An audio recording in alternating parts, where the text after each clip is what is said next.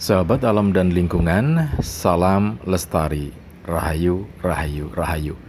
Kali ini kita berada di Sungai Brantas yang sedang melintas di kota dan kabupaten Mojokerto.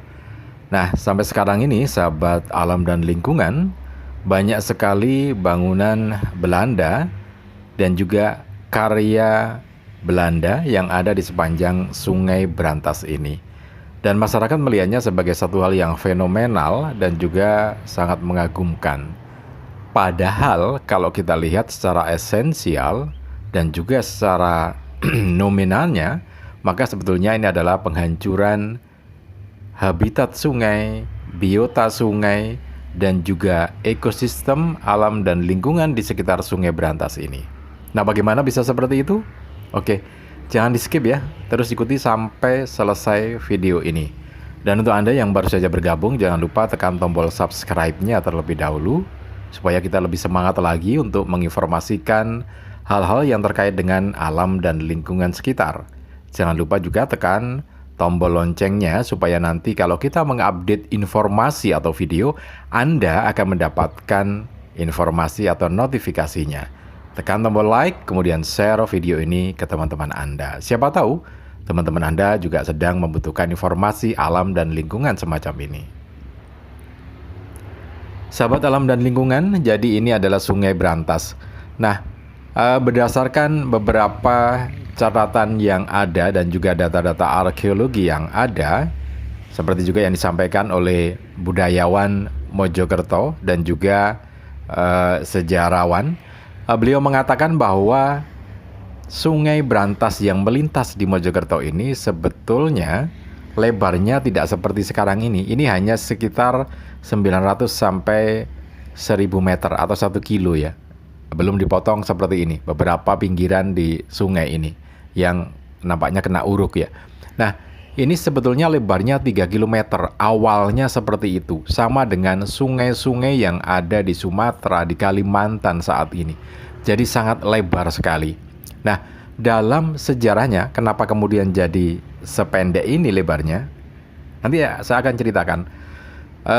Tapi kalau kita kilas balik sejarah terlebih dahulu ya. Sebelum kita masuk ke pembangunan kawasan Sungai Brantas yang penuh dengan penghancuran biota sungai, laut, dan juga habitatnya, kita kilas sejarah terlebih dahulu. Jadi Sungai Brantas ini awalnya atau hulunya adalah di Batu ya, di kota Batu. Nah, di lereng atau di kaki gunung di kaki Gunung Arjuna dan juga Welirang. Di sana hulu atau sumber air Sungai Brantas. Kemudian melewati Malang Kota, kemudian juga melewati Blitar, Tulungagung, kemudian Kediri, lewat Jombang juga, lewat Nganjuk juga, kemudian ke Jombang dan Mojokerto, Pasuruan juga, ada Surabaya. Ada 15 kota dan kabupaten yang dilintasi oleh Sungai Brantas ini.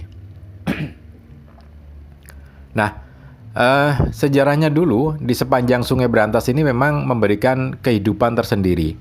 Di tahun 700-an Masehi, di Malang, di bantaran atau di Sungai Brantas ini sudah ada pemukiman, dan itu dibuktikan dengan adanya Candi Songgoriti, kemudian Candi Badut, dan juga Prasasti Dinoyo. Nah, semuanya ini berada di sekitar daerah aliran Sungai Brantas. Artinya sepanjang tahun itu ada kehidupan di sana dan berupa sebuah kerajaan ya. Kemudian juga ada kerajaan Kediri yang ada di Kediri. Itu juga di pinggir Sungai Brantas. Kemudian juga Singasari. Kerajaan Singasari. Terus kemudian kerajaan Majapahit juga ada di sekitar Sungai Brantas.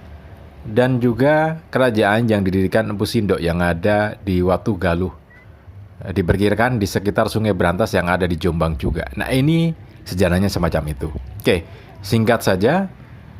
Awalnya sebetulnya Sungai Brantas ini berkelok-kelok ya. Persis seperti yang ada di Sumatera, ada di Kalimantan. Kenapa berkelok-kelok? Yaitu sebuah sunatullah yang membawa rahmatan lil alamin.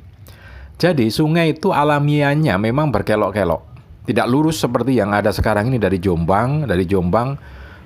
Nganjuk, Jombang lurus ke arah Surabaya, tidak seperti itu, tapi berkelok-kelok dengan lebar sungai yang sangat lebar sekitar 3 km. Nah, kenapa ini punya nilai manfaat secara alamiah? Jadi begini, konservasi air itu sebenarnya adalah sumber air berada di dalam tanah ya. Jadi ketika hujan turun masuk ke dalam tanah kemudian menjadi konservasi alami air itu. Ditahan di dalam tanah kemudian kalau musim kemarau dikeluarkan. Kan alamiahnya semacam itu. Dan itu dasarnya seperti itu dan itu berawal dari sungai yang berkelok-kelok itu. Jadi ketika sungai itu belok, maka di situ akan tertahan air akan tertahan di situ dan ada kesempatan untuk masuk ke dalam tanah. Kemudian jalan sedikit berkelok lagi. Nah, jadilah sungai itu yang berkelok-kelok. Nah, itu adalah pertahanan terakhir konservasi air alamiah. Karena setelah itu dia akan dibuang ke laut ya. Sehingga ketika sungai itu berkelok-kelok, maka itu merupakan konservasi air secara alamiah. Nah, kemudian kenapa di beberapa kabupaten kota itu sungai jadi lurus? Nah, itu dia. Kalau sekarang kita melihat, wah bangunan Belanda hebat, bangunan sungai Belanda itu memang hebat. Enggak juga sebetulnya. Itu justru malah penghancuran biota, habitat, dan juga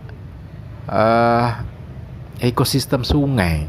Karena tadi, air yang punya konservasi secara alamiah dengan berbelok-beloknya, berkelok-keloknya sungai itu, akhirnya nggak ada. Air lurus langsung dan bergerak dengan kecepatan yang lebih tinggi, terbuang ke laut. Nah, pertanyaannya kenapa Belanda menggunakan model sungai lurus semacam ini? Ya karena ada kepentingan untuk mengairi perkebunan tebu yang pada tahun 1830-an itu sedang tinggi-tingginya permintaan gula, sehingga dibuatlah berbagai macam rencana dan cara untuk membuat gula itu atau tebu itu tumbuh subur dan panen hasilnya berlimpah.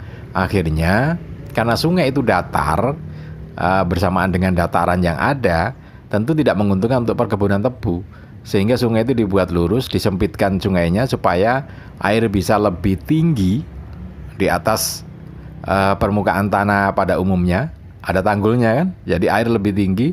Nah, kemudian dibuat kanal-kanal atau sungai yang mengarah ke kebun tebu itu. Makanya di Mojokerto dan sekitarnya ada sekitar 15 kanal atau sungai buatan. Lurus-lurus sungainya gitu ya. Nah, itu memang dipergunakan untuk perkebunan tebu. Nah, tetapi kita lihat bahwa biota sungai, habitat sungai, ekosistem sungai dan lingkungan itu hancur. Karena tadi air tidak terkonservasi, air akhirnya lurus langsung terbuang ke laut. Padahal berkelok-keloknya sungai sesuai dengan cara alamiahnya dia mengalir itu punya fungsi yang sangat besar. Jadi untuk meresapkan sungai ke dalam, makanya kalau ada belok-belokan kemudian disebut kedung ya. Jadi sebagai bukti arkeologi dan topografi, toponimi, maka di sekitar bantaran Sungai Brantas yang ada di Mojokerto, nama perkampungannya juga hampir sama dengan sebutan di sungai. Misalkan ada Sungai Kedung Sumur. Kedung itu kan tadi itu belokan, kemudian airnya jadi dalam di situ, airnya agak tenang di situ, kemudian jalan lagi. Nah, itulah kedung. Ada Kedung Gagak, ada Kedung Sumur, ada Kedung Maling, kemudian juga ada Jabung. Jabung itu adalah bunga yang berada di pinggir sungai ya. Ada desa Jabung di situ, ada desa Melirip. Melirip itu artinya pinggir. Ditambah lagi dengan Melirip Rowo dan juga yang lainnya. Nah, ini Kedung Bocok. Nah, macam-macam ya.